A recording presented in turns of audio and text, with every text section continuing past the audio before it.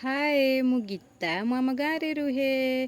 तो सका उठिक देखला बेलू माता महेश्वरी गैस घर फर पोछी पूरा छिन छतर कर सारे। तापर टे माता महेश्वरी पलि जाते पाख मंदिर को। तो आसिक टे आम माता महेश्वरी मोर मिसिकी इटिली पिठापी सब सजाड़ी नहीं।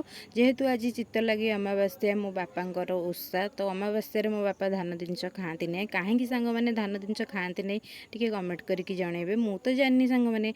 तो तापर टे आसिक माता महेश्वरी मोर खाई नहीं दीबार खाଇବା। तो शोक उठला यही पर्वर मेन पिठाटी आरंभ होता चितौ पिठा। तो चितौ पिठाटी भी यही सांग मैंने जानते आज जगा पाखे भी भोग लगे। तो आमर ओडिया केते बढ़िया ना सांग मैंने मु तो ओडिया बोली निजको बहुत गर्व करे। तो तापर ये पिठा नहीं कि आम पोखरी रे पकई नहीं। तो सांग मैंने कहीं पोखरी रे भी पिठा दि जाए टे कमेंट करके जनइबे। तो मो वीडियो जदि आपण मानक भल लगे गोटे लाइक करके सब्सक्राइब कर